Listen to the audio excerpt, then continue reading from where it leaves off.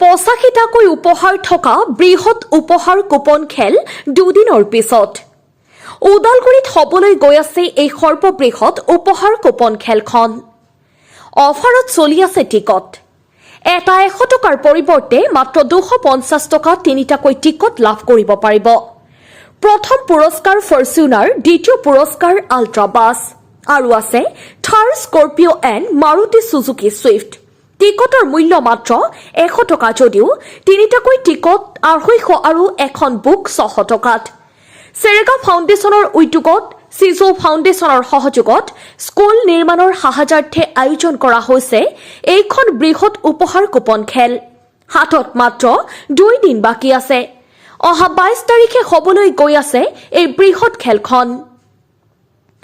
10টা 20টা নহয়, সৰ্বমুঠ 85টাকৈ আছে আকৰ্ষণীয় পুৰস্কাৰ।